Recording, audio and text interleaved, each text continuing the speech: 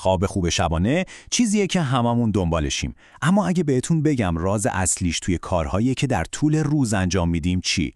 امروز قراره با هم یه نگاه کامل به کل چرخه 24 ساعته بندازیم تا بفهمیم چطور میتونیم هر شب یه خواب عالی داشته باشیم. خب این سوالیه که فکر کنم هممون یه جایی از خودمون پرسیدیم، نه؟ چرا یه خواب راحت و پشت سر هم انقدر دست نیافتنی به نظر میرسه؟ اگه شما هم با به خواب رفتن کلنجار میرید یا نصف شب از خواب میپرید، بدونید که تنها نیستید.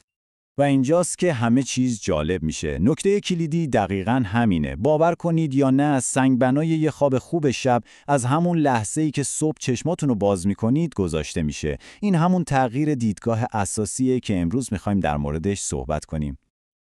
خب بیایید با هم کد خواب رو بشکنیم. ببینید اساساً خواب و بیداری ما توسط دو تا نیروی بیولوژیکی خیلی قوی کنترل میشه. فهمیدن این دوتا نیرو قدم اول برای اینه که فرمان خوابتون رو خودتون به دست بگیرید.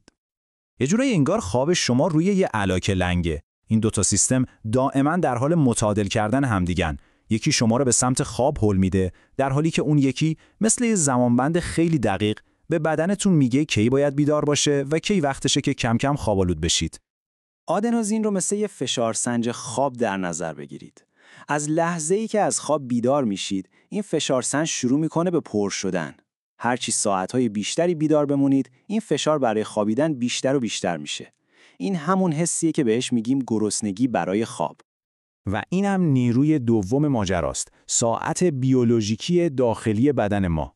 یه سیستم فوق‌العاده هوشمند که طوری طراحی شده تا بدن ما رو با ریتم طبیعی روز و شب و طلوع و غروب خورشید کاملاً هماهنگ یا به اصطلاح سینک کنه. پس نکته حیاتی اینجاست. سفر شما به سمت یه خواب شبانه عالی از همون ثانیه اول بیداری شروع میشه. کاری که توی اولین دقیقه روزتون انجام میدید میتونه ریتم کل 24 ساعت آینده رو تنظیم کنه. فقط کافیه این 3 تا قدم ساده رو دنبال کنید. برید بیرون، هر روز این کار رو تکرار کنید و عینک آفتابی نزنید. انجام همین کارهای ساده باعث ترشح یه موج سالم از هورمون کورتیزول در صبح میشه. این هورمون نه تنها شما رو سرحال و بیدار میکنه، بلکه همزمان یه تایمر رو هم برای آزاد شدن ملاتونین در شب فعال میکنه. فوق‌العاده نیست؟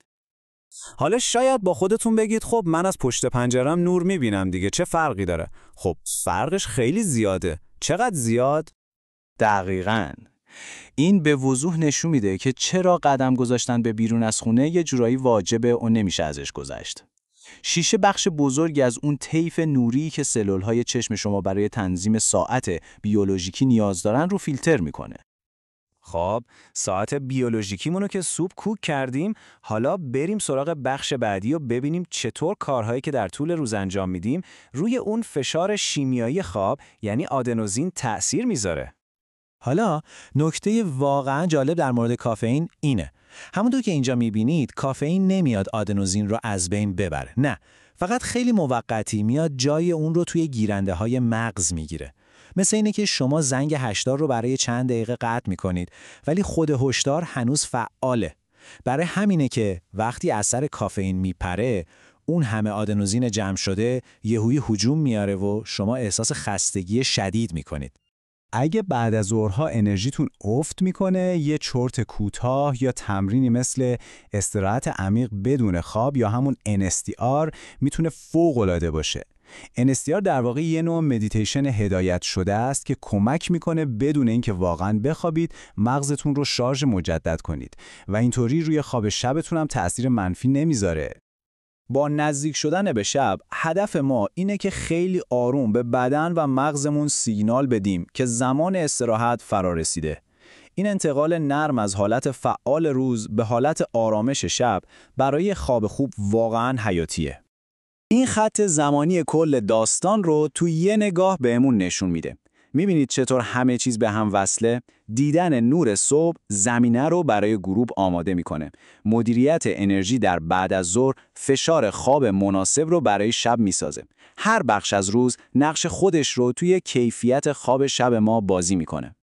انجام این کارها فوق‌العاده مهمه، چون یه اتفاق جالب شب‌ها میفته، چشمای ما به نور خیلی حساس‌تر میشن.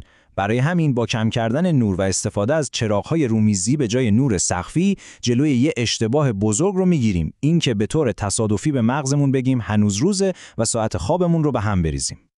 و بالاخره میرسیم به شب، به حساس‌ترین و شاید مهمترین بخش ماجرا برای محافظت از خواب و حتی سلامت روانمون. تمام کارهایی که در طول روز انجام دادیم ما رو برای همین پنجره زمانی حیاتی آماده کرده. یه پنجره زمانی خیلی حساس در طول شب وجود داره که قرار گرفتن در معرض نور روشن توش به شدت مضره. این همون بازه‌ایه که بدن شما در آسیب پذیرترین حالت خودشه. و اینجا دیگه قضیه فقط بیخوابی نیست، خیلی جدی‌تر میشه. تحقیقات نشون داده که قرار گرفتن در معرض نور روشن تو این دوره نه تنها هورمون حس خوب یعنی دوپامین رو سرکوب میکنه، بلکه یه بخشی از مغز رو که با حال بد و افسردگی مرتبطه فعال میکنه. پس این فقط در مورد خواب نیست، این موضوع مستقیما به سلامت روان ما هم ربط داره. حالا برای کسایی که تمام این عادتهای رفتاری رو رعایت کردن اما هنوز به کمی کمک بیشتر نیاز دارن، چند تا ابزار کمکی هم وجود داره. این جدول مزایا و ملاحظات مهمشون رو نشون میده. فقط یادتون باشه اینا جایگزین عادتهای خوب نیستن، بلکه میتونن مکملشون باشن. و همه اینها ما رو به یه سوال اساسی میرسونه. قدرتمندترین ابزاری که برای تسلط بر خوابتون دارید، هماهنگ کردن روزتون با ریتم خورشیده. ساعت بدن شما با خورشید تنظیم میشه. شما طبق کدوم برنامه زندگی میکنید؟ برنامه خورشید یا برنامه صفحه موبایلتون؟